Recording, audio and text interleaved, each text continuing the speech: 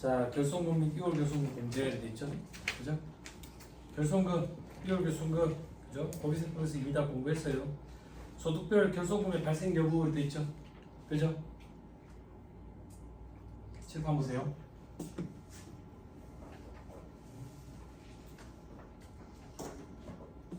자, 이자 배당은 전액 다 소득금이니까 결손금 발생 여지가 없다고. 사업소득은 발생할 수 있네. 그지? 근로소득, 연금소득은 법에 따라 일률적으로 차감하기 때문에 이게 마이너스가 날 일이 없어. 없어. 그리고 기타 소득은 날 수가 있네. 그지? 그리고 퇴직소득도 법에 따라 일률적으로 정해진 산식에 따른 금액을 차감하기 때문에 날 수가 없어. 양도소득은 결손이 날 수가 있네. 그러면 사업소득, 기타소득, 양도소득이 결손이 날 가능성이 있는 소득들이네. 이 결손이 나면 결손금이 2월 공제될 거고. 그런데 뭘 주의해야 되냐면 기타소득은 세법에 결손금과 관련된 규정이 없어.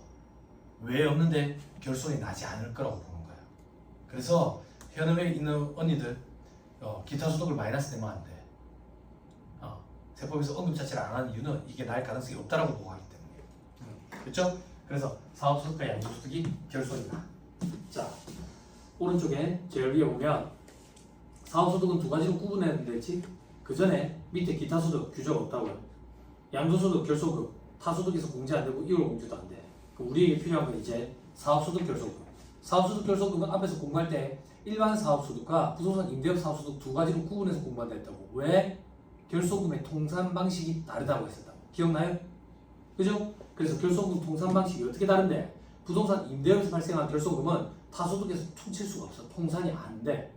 그럼 어떻게 되는데? 다음 연도로 넘어가지. 몇 년 동안? 15년 동안. 그래서 다음 연도 이후에 부동산 임대업에서 소득이 발생하면 그때 공제해준다고. 됐죠? 밑에 나머지 일반 사업소득 결손금은 어떻게 공제해주는데? 칠판 일반 사업소득 결손금은 어떻게 공제해주는데? 종합소득금액 계산할 때 이들을 다 합치잖아. 합칠 때 제일 성격이 비슷한 부동산 임대업 사업소득에서 먼저 퉁쳐줘. 그리고도 부족하면 근로, 연금, 기타, 그리고 이자, 배당 순으로 와. 왜? 얘들은 분류과세니까 통산이 안 돼. 종합과세 되는 거. 근영기 2배 순으로 통산을 한다고. 됐어요?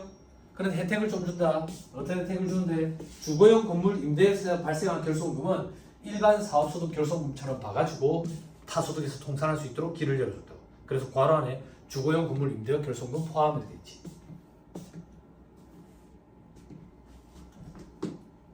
됐어요? 됐나요? 자, 부동산 임대업 사업소득에서 퉁치고 근영기 2배로 퉁치네. 여기 강제공제 돼 있네.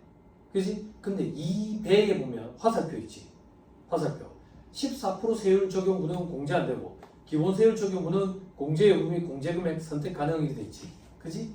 14% 세율 적용분, 기본 세율 적용분. 이게 무슨 말인데? 이자와 배당 소득이 금융소득 종합과세된대. 2천만 원을 초과해가지고 금융소득 종합과세 되더라도 산출세 계산할 때 2천만 원까지는 14% 적용한댔지. 그지? 이게 14% 세율 적용분. 요걸 초과하는 금액은 기본 세율 적용하지. 그래서 여기서만 퉁칠 수 있다는 얘기야. 여기는 건드리면 안 된다는 얘기야. 됐어요? 됐죠? 여기서 퉁칠 때 다 퉁쳐도 되고 일부만 퉁쳐도 되고 선택 가능해. 선택 가능. 다른 소득에서는 무조건 강제로 빼야 돼. 됐죠?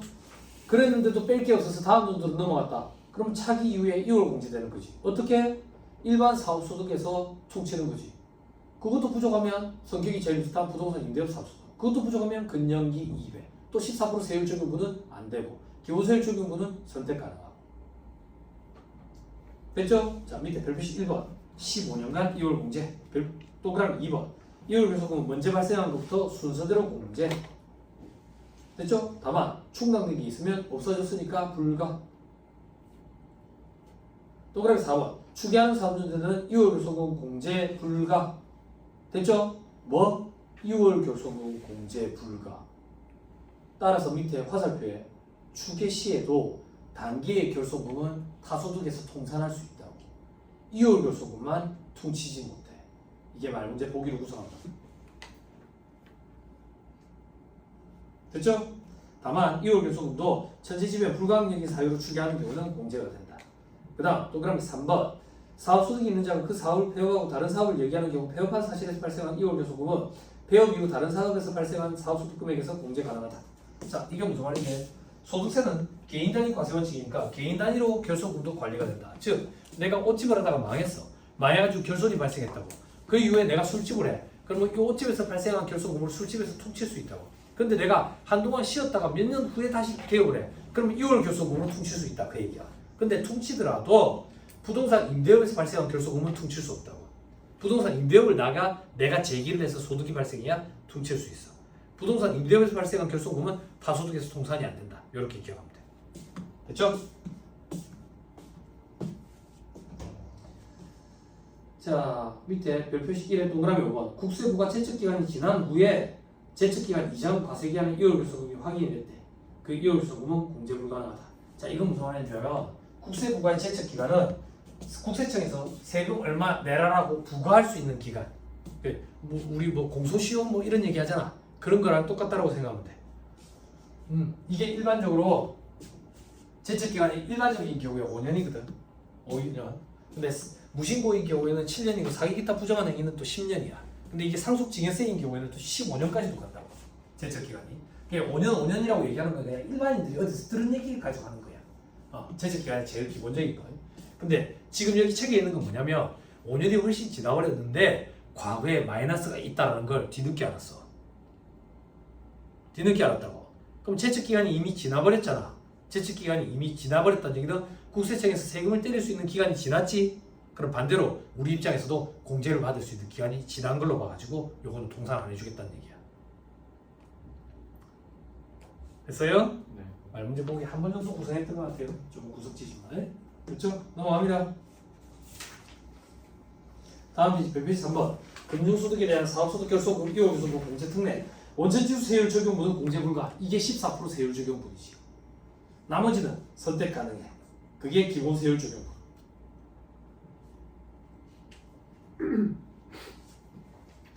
글쎄요. 쉬는 시간에 전화가 와서 환장하네. 전화 와서. 애 그 공략이 그거 저기 갤럭시 시계였거든. 갤럭시 시계. 갤럭시 시계 요즘 세상이 좋아져가지고 쿠팡 아저씨가 바로 뒷날 갖다 줘. 쿠팡 아저씨가. 그래 어제 쿠팡에 결제를 했다고. 쿠팡 아저씨가 보통 오후 3시 되면 갖다 주는데 이 갤럭시 시계는 오후 3시까지도 안 갖다 주네. 애가 목이 빠지라 기다리고 내한테 계속 전화.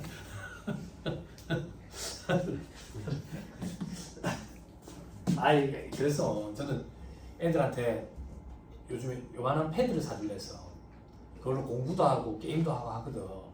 근데 와이프가 뭐라 하는 거야. 애가 원하는 걸 사줘야지. 애가 원하는 걸. 그건 부모의 욕심이다. 애가 원하는 게 뭔데? 갤럭시 시계야. 근데 나는 왜 반대하는 입장인데? 그걸 뭐 하는데 이거야. 아 그걸 뭐 하는데? 뭐 하는데? 근데 그건 이제 내 생각이다 이거야. 그걸로 뭐 하는지는 저가 알아서 알고.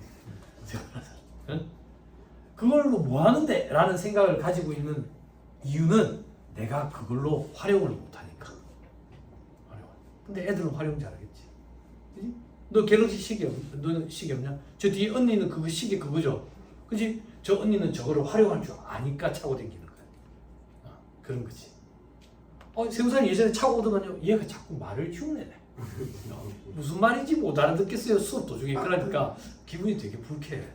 설명을 자세하게 해주는데 모른다는 얘기인가 싶어요. 알 수가 없지. 얘가 지가 뭘 알겠어. 그래서 집에 그 충전기에다 갖다 붙여놨어. 그거는 붙더라 충전기. 불이 안 붙었는데. 자 밑에. 근데 그게 자석이 있는 거. 예전에 막 그런 말 많았잖아. 자석에다가 붙이면 배터리가 소모된다고 뭐 그런 말이 있었잖아. 너무 옛날 얘기. 자 아무튼 그렇다. 자 밑에 결소금 소급 공제. 결소금 소급 공제는 말 문제 보기 정도만 대비하면 돼. 왜? 계산 문제는 무조건 법인세 등록할 거야. 그렇게 생각하면 돼. 자 중소기업 사업소득에서 발생한 결소금을 다른 종합소득금액에서 공제하고 남은 금액이 있는 경우에 잔액을 직전 과세기간에 소급 공제 가능하다. 됐죠? 말 문제 보기 몇 번 등장해서 이거 등장하면 수험생들이 어버버해. 왜 어버버하는데? 봐봐. 결소금 소급 공제는 작년으로 돌아가가지고 퉁치는 거잖아. 작년으로 돌아가기 전에 결소금을 타소득에서 먼저 퉁치네. 다소득에서 먼저 퉁치고 남은 결손금 있으면 작년으로 돌아가래. 근데 시험에는 작년으로 먼저 돌아간다. 이렇게 표현이 주어진다고. 그럼 틀린 소리야. 다소득에서 먼저 퉁치고 남은 게 있으면 작년으로 가는 거야. 그죠? 선택 가능한 거야. 소급 공제는 또. 다 공제도 되고 일부만 공제도 되고. 그거는 법인세법이랑 똑같아. 밑에 기출 틀린 문장 보자. 중소기업 사업소득에서 발생한 결손금은 다른 종합소득금액에서 공제하지 않고 직접 과세에 관한 소급 공제 가능하다. 틀린 소리야. 다소득에서 먼저 퉁치고 결손이 남아있으면 작년으로 돌아가는 거야. 됐어요? 네. 그죠? 오케이, 됐습니다. 밑에 법인세법, 소득세법 차이. 이거는 이미 다 강의했으니까 여러분들이 보세요. 자, 다음. 결손금과 2월 결손금 공제가 맞물린 문제. 한 번 정도 등장했던 것 같아요. 이거 지금 객관식 세법책에 있는 문제거든. 지금 그냥 같이 보자. 자, 1단계 뭐라고 돼 있어요? 소리 내서 읽어주라, 소연아. 1단계. 2단계 뭐라고 돼 있냐? 결손금 공제가 1단계냐, 2단계냐? 1단계지. 즉, 단기 결손금부터 먼저 퉁치고 여유가 있으면 2월 결손금을 퉁치는 거야. 이것도 수험생들이 힘들어한다고. 됐죠? 2월 결손금은요, 옛날 거부터 먼저 퉁쳐. 즉, 단기의 결손이 발생하면 요거부터 다소득에서 퉁치고 그리고 여유가 있는데 결손금 2월 된 게 있대. 그러면 다소득에서 또 퉁친다 그 얘기야. 단기 결손금부터 먼저 퉁치는 거야. 근데 추계래. 단기 결손금 통산할 수 있는데 2월 결손금은 통산하면 안 된다고. 그치? 근데 천재지배이래. 그러면 또 해도 된다고. 그치? 자, 밑에 보자. 예제풀이. 2월 결손금 공제 전액 금액이 아래 표와 같아. 이자, 매당, 사업, 임대, 근로, 기타 돼 있죠? 저는 여러분들을 위해서 옆에 여기다가 한번 써줄게.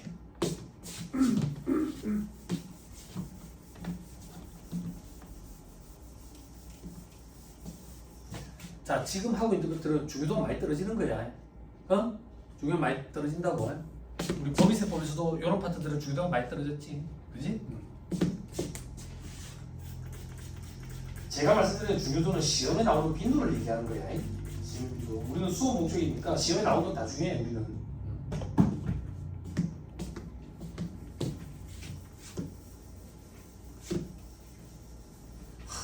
정말 지우는 게 일이고.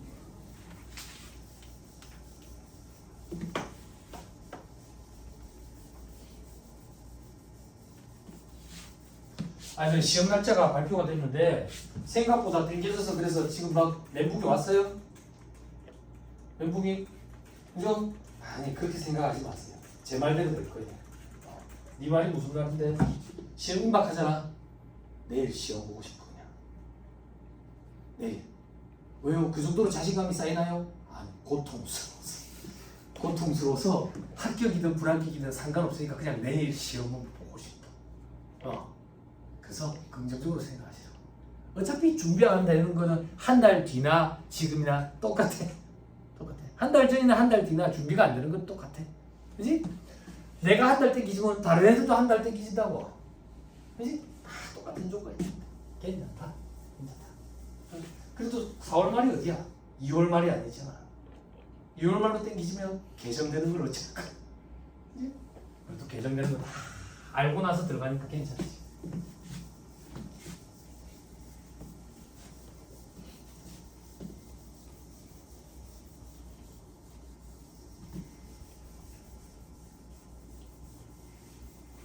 그러면 이제 합격자 발표가 그러면 12월 정도에 12월 전에 나겠네. 10월에 나겠네. 10월 말 정도에 나겠네. 예전에 항상 그래 놨거든. 10월 말 정도에 나겠네. 그리고 합격자 발표 나고 나면 뭐 합격자들 간담회 이런 거 해서 수로도 먹고 땡기고 이제 서울에 연수 받으러 갈 때 이제 12월에 이제 연수 받으러 올라가는 거지. 연수 받으러. 그럼 이제 누구 구경도 좀 하고, 그지? 합격했으니까. 참 괴롭다. 그때 올라가면 뭐 합격만 했지 내가 달라진 게 아무것도 없으니까 돈이 없어.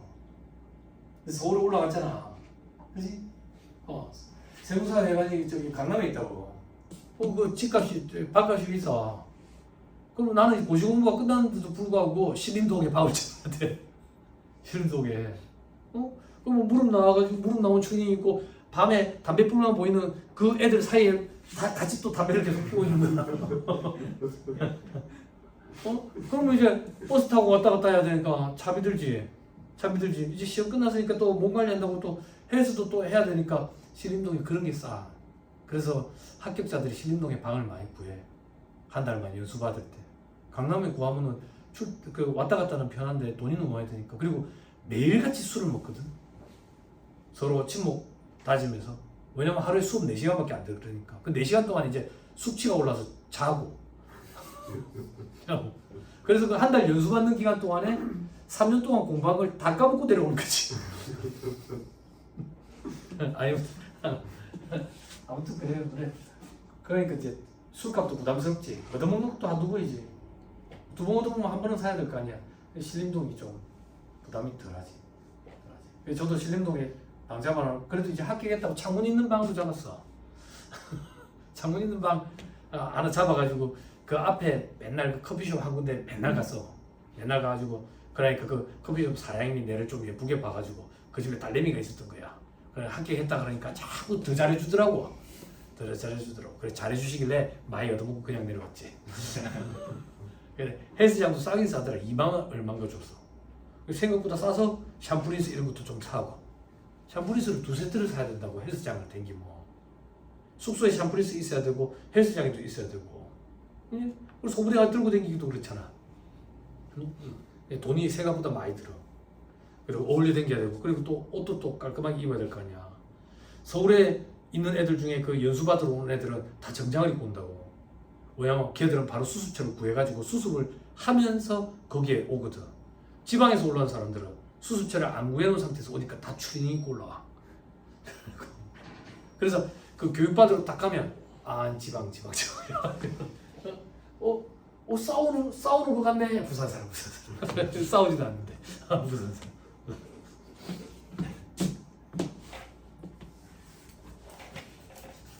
그때가 되면 또 나름대로 또 걱정이라든지 생기더라고. 돈 벌어야 되는 거에 대해서. 그렇지만 일단 마음의 부담이 줄어들고 그때 좀 즐기세요. 그 8월에 이제 시험 보고 8월 첫째 주에 보고 합격자 발표 때까지 돈 없더라도 빌려서라도 해외여행 나가버려. 그래 합격자 발표 하루 전날 입국을 해.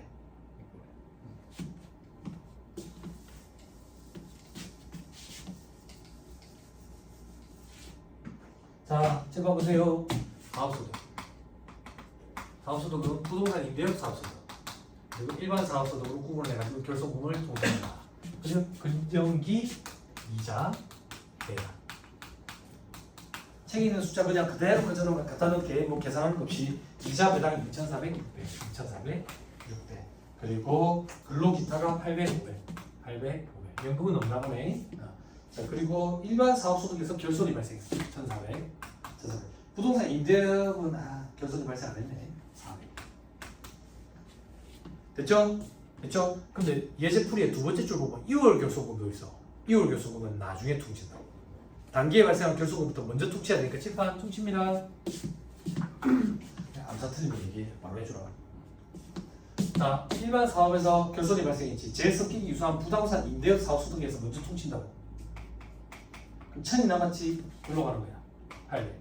200이 남았지? 일로 가는 거야. 200. 얼마 남았는지 한번 써볼게. 없다. 300, 2,400, 600. 지금 뭐 했는데? 단기에 발생한 결손금을 통산해서 그 이후에 2월 결손금을 통산하는 거야. 숫자까지 넣어서 보여주세요. 말문제 보기 나오면 현혹되면 안 돼. 2월 결손금은 단기 결손금 통산한 이후에 하는 거야. 자, 이제 2월 결손금 얼마 있는지 빨간색으로 갖다 써볼게. 두 번째 줄에 부동산 임대업에서 발생한 2월 결손금이 100이네. 100이대. 그리고 일반 사업에서 발생한 게 2,800이다.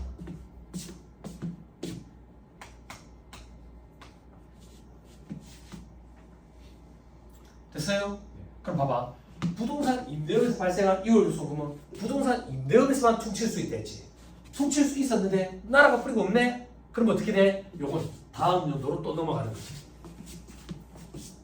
다음 연도로 지금 2024년이라고 볼게. 그럼 2025년으로 넘어가는 거지. 그치? 부동산 임대업 2월 결손금은 100. 그치? 그리고 일반 사업소득에서 발생한 결손금 2,800이 있네. 퉁치러 가자. 여기로 가자. 300. 그리고 또 2,500. 그지? 요로 가자. 요로 가야 되는데 2천만 원까지는 기본 세율 적용, 원천징수 세율 적용 받으니까 안 되지. 2천만 원 제외하면 400 뺄 수 있네. 400. 그리고 600 뺄 수 있네. 왜 다 뺍니까? 선택권이 주어져 있다면서요. 단서가 주어져 있어. 뺄 수 있는 만큼 다 빼자 이렇게. 두 번째 줄 건데 선택 가능한 경우에 금주소득에서도 다 공제하기로 했다. 그렇지만 2천만 원까지는 절대 안 된다. 그지? 네. 됐어요? 그러면 결손금 통산하고 한번 써볼게. 통산하고 칠판 없어 여기 2천만 원 여기 없어 됐어요?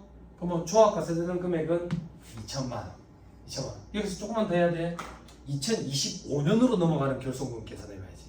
2025년으로 넘어가는 거 아까 부동산 이대역 결손금 2월 결손금 100 있었고 일반 사업소득 결손금 얼마? 2,800 있었는데 300, 400, 600 퉁쳤으니까 1,500 맞나? 1,500 됐죠? 시험 문제 이거 물어봐. 다음 문제로 넘어가. 됐어요? 그리고 과세되는 금액 단기 2천만 됐죠? 하실 수 있겠죠? 근연기 2배수로 수험생들이 이걸 제일 많이 실수한다. 2월 결손금부터 먼저 통칭을 한다고. 그러면 안 돼. 단기 결손금부터 퉁치고 6월 결손금. 얘네가 표정이 왜 이래 안 좋아?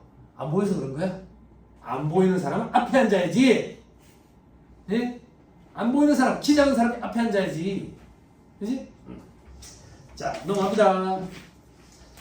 2-142페이지. 공동사업장에서 발생한 결손금이 2월 결손금의 공제하고 똑같다. 뭐가 똑같은데? 아까 공동사업장에서 발생한 소득금의 손익분배 비율로 분배한다며. 그럼 결손도 손익분배 비율로 분배하겠지.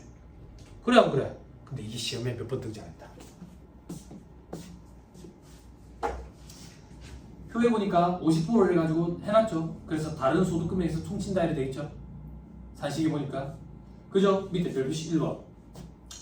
공동사업장에서 발생한 결손금은 각 공동사업자별로 분배된 금액 범위에서 결손금 통산 순서에 따라 각 공동사업자의 동일소득 또는 다른 종합소득과 통산한다.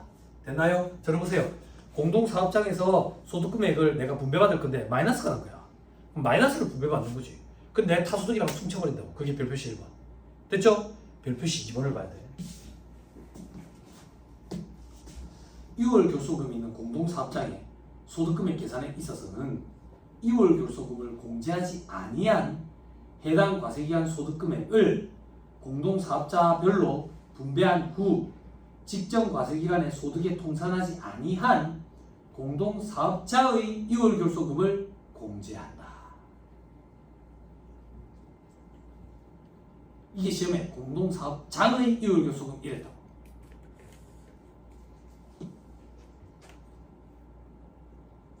한 두 번이가 등장한 것 같아요. 이 오답보기 괜찮은 오답보기라 가지고 반복해서. 자, 이건 무슨 말이냐면 이 얘기야. 봐봐.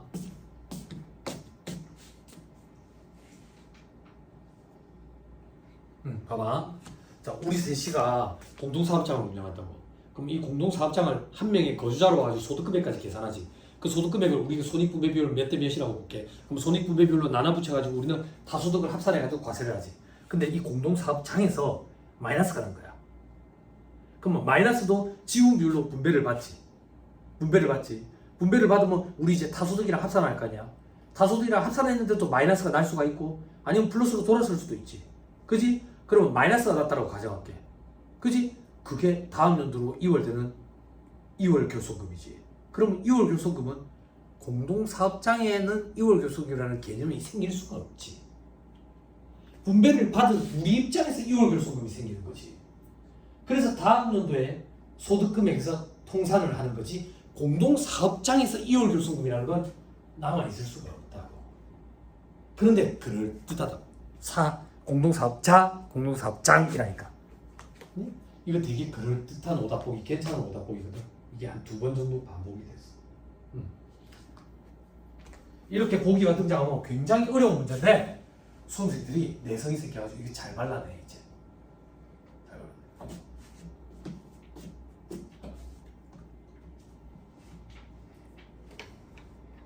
뭘 걱정을 해? 너도 잘 발라내야 돼 이제. 그치? 남들보다 더 많은 거 남들 하는 만큼 무조건 해야 된다. 자, 2-143페이지. 상속의 경우 소득금액의 구분 계산, 비상속인 소득금액에 대한 소득세를 상속인이 납세부를 지지. 기억나요? 할아버지. 그죠? 그죠? 근데 할아버지 소득이랑 내 소득이랑 합치면 돼, 안 돼? 안 되지. 그래, 구분해야 된다니까? 이게 그 얘기야. 됐나요? 그런데 밑에 특례. 연금계좌 가입자가 사망했는데 배우자가 이걸 연금의 수령, 즉 일시금으로 받는 게 아니라 해당 연금계좌를 승계하기로 했대. 본인 연금으로 업기로 했대. 업기로 했대. 그런 경우에는 상속인의 소득금액이 되는 거지, 그때부터는. 됐죠? 피를 흘리고 돌아가신 분이 비상속인이랬다고요? 됐습니다. 밑에 별표시로 비상속인 소득금액에 대한 소득세와 상속인 소득금액에 대한 소득세는 구분해야 한다. 개인 단위 과세 원칙이니까. 자, 밑에 채권 등에서 발생한 이자, 수입 시기, 이건 앞에서 했었어요. 채권의 할인액, 채권 매매 차익, 이런 거 기억나요? 이자 받기로 한 거. 그지?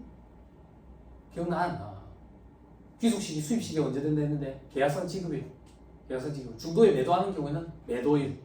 그래서 발생주에 따라서 하는 게 아니라 했었지. 기억나죠? 자, 그 밑에 중도 매도했을 때 보유기간 이자 소득 원천이 대상소득이지.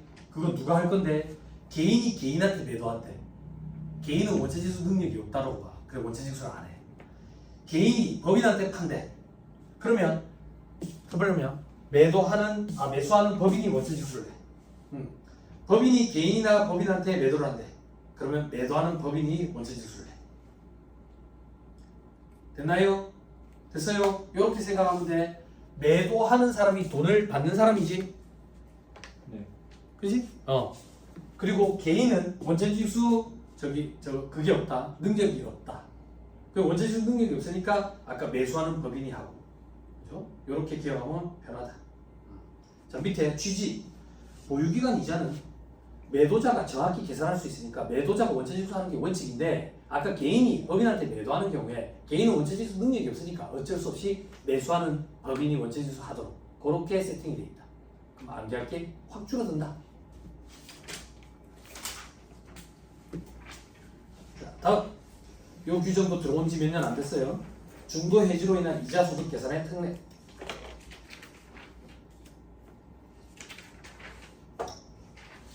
종합소득 과표 확정 신고 후 예금 신탁 계약의 중도 해지로 이미 지난 과세기한에 속하는 이자 소득금액이 감액된 경우에 그 이자 소득금액 계산에 있어서 중도 해지에 속하는 과세기한의 종합소득금액에 포함된 이자 소득금액에서 감액된 이자 소득금액을 뺄 수 있다. 자, 이게 무슨 말인데 2024년에 이자 소득 100원에 대해서 과세가 됐어. 근데 2025년에 중도 해지를 해버린 거야. 해지를 해버리다 보니까 이자 전체 금액이 80원으로 줄어버렸대. 줄어버렸다고. 그러면 원칙적으로는 작년에 이자 소득금액 100원에서 20원을 줄여가지고 변경 청구를 해야 된다고. 근데 그러면 얼마나 일이 번거로워. 번거로워서 2025년에 이자 소득이 있다면 거기서 뺄 수 있도록 길을 열어준 거야. 됐죠? 근데 만약에 경정 청구하면 어떻게 되는데? 그게 원래 원칙이야. 그래서 위로 다시 올라가서 세 번째 줄 끝에 다만 경정 청구한 경우에는 뺄 수 없다. 됐죠?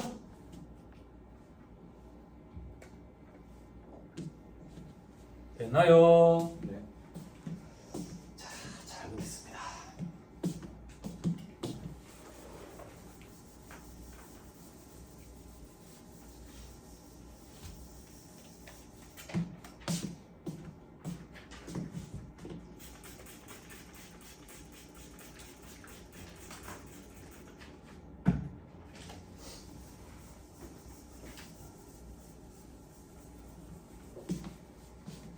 다음 주에 오실 때는 어차피 써버릴 가치 붙어 있으니까 우리 부가세 간이가세 남아 있거든.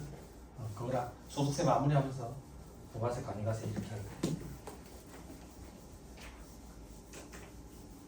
다 왔습니다, 여러분. 실감 보세요. 이자, 배당, 사업, 근로, 연금, 기타 소득 합산하죠, 그죠? 총수익 금액 이렇게 돼. 그죠? 그럼 종합소득 금액. 물론 사업소득의 경우에는 간접법에 의하지. 결산서 단기순위 시작해서 총수익 금액 산입, 필요금액 불산입, 총수익 금액 불산입, 필요금액 산입 이런 식으로. 그죠? 아무튼 종합소득 금액이 나왔어. 타소이랑 퉁쳤다고. 여기서 종합소득공제를 착안해. 소득공제. 이 소득공제 중에 인적공제를 먼저 살펴볼 거야. 인적공제. 자, 소득세법은 법인세법으로 따지면 여기까지가 거의 95%거든. 근데 소득세법은 이 소득공제랑 세액공제 규정을 좀 많이 물어봐. 그래서 이 부분도 좀 봐야 돼. 이 부분도 좀 봐야 돼. 이거는 크게 도와드릴 방법이었어. 논리 이런 게 없고 암기야, 암기. 그래서 단순하게 암기하는 걸 좋아하는 친구들은 이 파트를 또 되게 좋아해. 그럼 언니 오빠들은 어떻게 해야 되는데? 언니 오빠들은 알아서 잘해. 자기 돈이랑 관련이 있기 때문에. 엄청 관심이 많아. 내가 강의하기 전에 또 찾아봐가지고 이미 다 알고 있어. 너도 그렇게 돼. 네 돈이랑 상관이 있으면. 자, 보자고. 소득세법상 종합소득공제의 인적공제, 그리고 연금보험료공제, 주택담보노후연금 이자비용공제, 특별소득공제 이런 게 있는데 일단 인적공제부터 보자 그 얘기야. 그 인적공제는 기본공제와 추가공제 두 가지로 이루어진다. 자, 밑에 인적공제. 한도는 종합소득금액. 당연하지. 마이너스가 난다고 돌려줄 건 아니니까. 그지? 자, 기본공제는 한 명당 연간 150만 원을 소득공제를 해줘. 소득공제. 자, 그때 이 소득공제, 인적공제, 기본공제는 나이 요건과 소득금액 요건을 갖춰야 되는데 본인은 요건 안 갖춰도 돼. 무조건 나는 돼. 150만 원 이렇게. 됐죠? 배우자는 나이 요건 안 따지고 소득금액 요건만 따져. 지금 소득금액 요건을 한번 살펴보자. 왜? 동그라미 3번에 부양가족 보니까 다 소득금액 요건 100만 원 이하라고 되어 있네. 됐죠? 소득이 아니라 소득금액이지. 금액에 동그라미 치세요. 소득이 아니라 소득금액으로 100만 원 이하다. 그러면 필요기비를 차감한 후의 금액을 가지고 가는 것이 수험생들이 제일 많이 착각하는 게 뭔데? 현업의 언니들도 종합소득금액, 이 종합소득금액 100만 원 이하인 경우에 기본공제 대상자가 된다. 이게 착각하면 안 돼. 종합소득금액, 퇴직소득금액, 양도소득금액 합계를 냈을 때 100만 원 이하야. 그래서 노부모를 모시고 사는데 노부모가 소득이 없대. 그래서 작년에 기본공제 대상이었는데 올해 노부모가 땅을 팔았대. 그래서 양도소득 금액이 있어서 기본공제 대상자가 안 되는 그런 경우가 허다해. 생긴다고. 많이 생긴다고. 됐죠? 그게 오른쪽에 정리사항에 별표시 2에 동그라미 2번, 그 위에 동그라미 1번 비과세, 과세제외, 분리과세 소득을 제외한 소득 금액 기준이다. 필요기비를 차감한 후의 금액. 됐나요? 그 밑에 별표시 3번 총 금액이 500만 원 이하인 근로소득만 있는 배우자 및 부양가족은 소득금액 100만 원을 초과하더라도 공제 대상이 된다. 7번. 자, 근로소득. 근로소득은 총 급여액에서 근로소득 공제라는 걸 법에 따라 일률적으로 차감해 주시. 그러면 근로소득 금액이 나오잖아. 그죠? 자, 듣고 올리세요. 과거에는 총 금액이 500만 원까지는 근로소득 공제가 80%였어. 지금 400만 원. 80%니까. 그럼 근로소득 금액이 100만 원. 100만 원 이하에 해당이 돼서 소득 공제를 인적 공제를 받을 수가 있었다고. 근데 2014년에 연말정산 대란이 났을 때 소득 공제 중에 일부를 세액 공제로 내릴 때 그때 사람들이 다들 거기에 꽂혀 있었는데 그때 이것도 같이 개정을 일으켰어. 어떻게? 70%. 그럼 350만 원이지. 그러면 150만 원이지. 작년까지는 인적공제, 기본공제를 받을 수 있었는데 올해부터는 못 받지. 반발 심하지.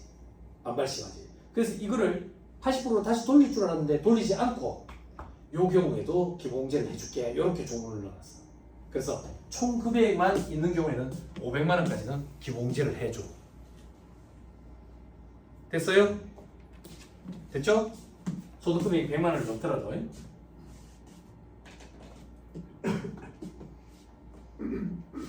됐습니다. 다시 왼쪽에 배우자, 괄호 안에 법률혼 관계가 있죠. 세법은 안타깝게도 법률혼 관계만 인정해준다. 물론 요즘에 상속증여인 경우에는 사실혼도 조금 인정을 해주고 있거든.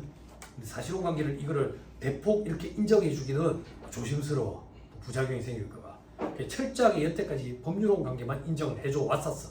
세법이 조금씩 사실혼 관계도 인정을 해주고 있지만 인적 공제는 무조건 법률혼 관계만 인정이 된다고. 그럼 사실혼 관계는 어떤 건데? 재혼을 한다고. 데리고 온 애가 있어. 저쪽도 데리고 온 애가 있어. 애들 나중에 곤란한 일이 생길까봐 같이 사는데 혼인신고는 안 하는 거야. 그게 사실혼 관계야. 그런 경우에는 법률혼 관계만 인정되기 때문에 공제 아무도 못 받아. 아무도 못 받아. 생각보다 많아 사실혼 관계로 사는 사람들이. 그리고 부작용이 또 있었지. 우리 그 문제죠 그때 그 부동산 정책 피면서 나이 어린 친구들이 결혼하면서 혼인신고 안 해가지고 혼인신고 안 한 상태로 지금 살고 있는 그런 친구들 얼마나 많아. 부산에는 없나요? 아, 잘 없어. 왜요? 부산은 집값이 싸잖아. 그렇잖아. 창원, 울산 이런 데는 울산은 우리나라에서 집값이 제일 비쌌는데 서울이랑 같은데, 그지? 그 다음이 창원 아니야? 그지? 그러니까 이런데 사실혼 관계로 사는 혼인 신고만 안 하고 주변에 이제 예식도 다 올리는데 그런 상태로 사는 그런 집들이 제법 있어. 그럼 뭐가 문제인데? 알을 갖지를 못해. 미혼모가 되는다고. 미혼모. 그래서 자꾸 출산이 뒤로 밀리고 자녀 계획이 뒤로 밀리고 집을 팔지를 못해가지고 그렇다고. 이 부작용이 여기저기 많이 터져 나오는데 뭐 어쩌겠어요. 일부 물명이 또 투기꾼들 때문에 또 그런 일이 생겼죠. 그죠? 근데 이제 현 정권에서는 그게 이제 학습이 됐기 때문에 쉽게 건드리기는 힘들 거예요. 그래서 대출을 옥죄는 거죠. 대출. 결국에 금리가 다 막아버렸죠. 그죠? 정책 20몇 차례 돼도 결국 못 잡았잖아요. 실패한 정책이라고 그 인정을 하고 있잖아. 그렇지만 금리가 확 찬물을 다 끼얹어 버리죠. 물가 상승률까지 거의 2%대로 내려앉혀버리는. 그 뉴스에 나왔던데 김밥 한 줄에 1,000원짜리 이제 파는 데가 나왔더만. 건설 근로자들, 노동자들 그 아침 그 부담 없이 사 먹을 수 있게끔 하기 위해서 1,000원 김밥이 나왔더만. 어느 지역인지 모르겠어. 그리고 대학마다 그 아침밥 1,000원이냐 1,500원이냐? 1,000원? 그거 반응이 좋아가지고 한다 하대. 반응. 처음에 막 부작용이 생겼대. 외부에서 막 들어왔는가 보대. 밥 먹으러. 근데 그걸 외부인을 막자니 그것도 참 그런 거야. 배가 고파서 왔는데.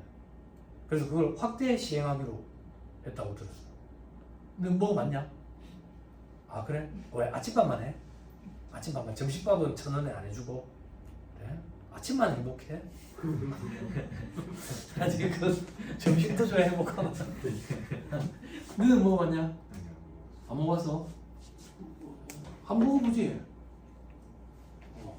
그래도 3찬 이상은 안 나올까? 아니야? 자, 다시 돌아와가지고 자 동그라미 2번 배우자는 나이 요건 없이 소금액 요건만 따진다. 그리고 부양가족 보세요. 동그라미 1번 직계존속 내 위로 직계존속. 동그라미 2번 직계비속 입양자 내 밑으로. 직계존속은 60세 이상이면서 100만 원 이하. 직계비속은 입양자는 20세 이하이면서 100만 원 이하. 됐죠? 한 큐에 같이 정리할게요. 일단 쭉 보고 동그라미 3번 형제자매. 형제자매도 내가 실질적으로 부양하고 있으면 기공제 받을 수 있다고. 어떤 경우에 우리 부모님이 누뚱이 동생을 봤다고. 만약에 예를 들어서. 근데 부모님이 이제 연로해지셔가지고 시골에 들어가서 살아. 그 누뚱이 동생 내가 먹여 살려야 돼. 즉 20세 이하 동생 혹은 60세 이상의 형제자매가 있는 경우에 내가 실질적으로 먹여 살리고 있으면 기공제 받을 수 있다고. 물론 소득금액 요건은 갖춰야 되고요. 또 동그라미 4번에 수급자 이 경우에도 뭐 대상이 된다더라. 동그라미 5번에 위탁아동 시험이 잘 안 나와요. 자, 그런데 위탁아동은 한 가지 이슈가 있는데 그거는 조금 이따 보고요. 오른쪽에 정리사항에 장애인은 나이 요건 이런 거 안 따지겠다. 소득금액 요건만 따지겠다. 됐나요? 네. 됐어요? 자, 그 다음 별표시 2번 했고 별표시 3번 했고 별표시 4번 배우자의 직계존속 형제 자매도 공제를 받을 수 있어. 내가 먹여 살리고 있으면 부양하고 있으면. 즉 장인 장모 처남 체제도 포함해. 됐나요? 네. 쌤선생님 먹여 살린다는 개념이 도대체 뭡니까? 내가 부양하고 있으면. 그러니까 부양하고 있다는 걸 어떻게 입증을 해야 돼요? 같이 살아야 돼요? 주민등록상 같이 동거가족으로 전입신고가 돼 있어야 돼요? 전입신고가 안 돼 있어도 내가 실질적으로 부양을 하고 있으면 공제를 받을 수 있어. 그걸 어떻게 입증하는데요? 그게 입증하기가 쉽지 않아. 그래서 현업에서 제가 연말정산 실무 강의할 때는 같이 동거를 안 하고 있으면 웬만하면 공제 받지 마세요. 소외나 쓰지 마라. 그럼 시험에 안 나온다. 시험에 안 나온다. 그건 실무 강의할 때 내가 하는 얘기다. 참고 삼아 한 얘기다. 참고 삼아. 부양하고 있으면 공제를 받을 수 있다. 그럼 부양하는 걸 어떻게 입증해야 되는데요? 그리고 우리 시험에 안 나온다. 부양하면 공제받을 수 있다. 시험 목적, 수업 목적으로는 딱 거기까지야. 거기까지. 됐죠? 아, 이게 무슨 얘기냐면 예를 들어가지고 우리 부모님이 만약에 누뚱이 동생을 봤어. 근데 부모님이 이제 귀촌을 해가지고 시골에 가서 사신다고. 그 누뚱이 동생도 거기서 살아. 부모님이 소득이 좀 있어. 소득이 좀 있는데 그걸로 누뚱이 동생 학업 부양 못 한다고. 내가 실질적으로 보내주는 용돈을 가지고 누뚱이 동생이 먹고 살고 한다고. 그럼 내가 실질적으로 부양하는 거잖아. 근데 이걸 입증하기가 쉽지가 않아. 그래서 실무 강의할 때는 그런 경우에는 공제를 그냥 부모님한테 받으시라고 하라고 그렇게 얘기한다고 내가. 근데 우리 시험에는 그런 게 나오는 게 아니야. 그런 게 나오는 게 아니니까 실질적으로 내가 부양한다라고 인정이 되면 공제를 받을 수 있는 거야. 거기까지만 딱 해야 되는 거야. 거기까지만. 응? 됐죠? 자, 그리고 어디 있지? 계모, 계부, 의붓자식도 다 포함돼. 저 밑에 별표시에 직계존속과 혼인 중임이 증명되는 사람, 사실혼은 제외라고 돼 있지 또, 그지? 직계존속이 사망한 경우에는 사망일 전날을 기준으로 혼인 중에 있었음이 증명되는 사람, 사실혼은 제외하에 계모, 계부, 의붓자식 다 된다고. 이게 무슨 말인데? 우리 아버지가 만약에 세장가를 가셨다. 그럼 새엄마가 같이 계모잖아요. 계모. 내가 먹이 살리고 있으면 기공제 받을 수 있다고. 근데 이게 웬걸 아버지가 돌아가시게 됐어. 근데 내가 새엄마를 먹이 살리고 있대. 그런 경우에도 공제 받을 수 있다 그 얘기야. 됐죠? 그런데 아버지랑 어머니랑 혼인신고를 안 하고 새엄마랑 혼인신고를 안 하고 사실혼 관계에 있었대. 그럼 안 돼. 안 돼. 새엄마가 생겼는데 이 새엄마도 재혼이라 가지고 데리고 온 아가 있어. 그럼 내랑 형제 관계가 되지. 20세 이하래. 내가 먹이 살리고 있어. 그럼 내가 공제 받을 수 있어. 근데 사실혼 관계네. 안 돼. 그런 거 안 돼. 안 돼. 그치? 그치? 그럼 연말정산 담당자가 연말정산 할 때 참 힘들다고. 연말정산은 100점 만점으로 안 돼. 왜 100점 만점으로 안 되는데? 사실혼 관계가? 아니면 혼인신고 했나? 도장 찍어서 사는 거가? 이런 걸 어떻게 물어봐? 못 물어보지. 연말정산 담당자는 안내차원까지밖에 못해. 안내차원까지. 그래서 이런 일이 있으면 공제를 받을 수 있다. 이렇게 되고 공제를 못 받는다. 이런 것까지밖에 안 되지. 뭐 오지랖 넓다고 뭐 그 도장을 찍어놓은 사실혼 관계가 그냥 같이 사는 거 아이가? 이런 거 안 돼. 안 돼. 연말정산은 100점 만점으로 안 이루어져. 연말정산 담당자는 최대한 면피할 수 있는 그런 식으로 준비를 한다고. 그런 게 이제 실무 강의 때 이루어지는 것들이. 이번에 부산에서 연말정산 강의 할 거예요. 12월 할 거예요. 자, 그다음 다시 돌아와가지고 어디까지 했지? 별표시 5번. 사위 며느리는 공제 대상이 아니야. 근데 직계비속 입양자와 그 배우자가 모두 장애인이면 배우자도 포함이야. 만약에 이 얘기야. 내가 며느리를 봤어. 며느리를 봤는데 며느리는 내가 먹이 살린대. 그래도 기공제를 받을 수 없다고 내가. 근데 내 며느리가 장애가 있대. 왜? 내 자식도 장애가 있어가지고. 그런 경우에는 내가 먹이 살리고 있으면 공제를 받을 수 있어. 꼭 그러려는 법은 없잖아. 참 얘기하기가 조심스러운데. 근데 장애가 있는 분들끼리 결혼하는 경우가 조금 많기는 하잖아. 그런 경우에는 부모가 만약에 부양하고 있으면 공제를 받을 수 있다 그 얘기야. 자, 그 다음 위탁 아동은 별표시 6번이 이슈야. 단기에 6개월 이상 직접 양육한 위탁 아동만 내가 공제를 받을 수 있어. 기본공제를. 됐죠? 예를 들어서 시험에 이렇게 나와요. 작년 12월에 위탁 아동을 키우기 시작했어. 부양하기 시작했다고. 그럼 작년 12월에 데리고 왔으니까 한 달 동안 부양했지. 6개월 이상이 돼야 돼. 안 되지. 그럼 작년에 공제를 못 받아. 근데 올해 5월까지만 했대. 5월까지만. 그러면 작년 한 달을 올해 합산을 해서 6개월. 그러면 올해 공제 받을 수 있는 거야. 그렇게 한다 그 얘기야. 됐죠? 그죠? 그게 위탁 아동과 관련된 이슈 시험에 등장하는 거야. 자, 이제 왼쪽에 이번에 추가 공제 돼 있죠? 추가 공제. 여기서부터는 또 잠깐 끊었다가 얘기를 좀 합시다. 꼬박꼬박 쉽시다. 뒤로 가면 갈수록 쉬는 타이밍이 짧아져야 돼 템포가.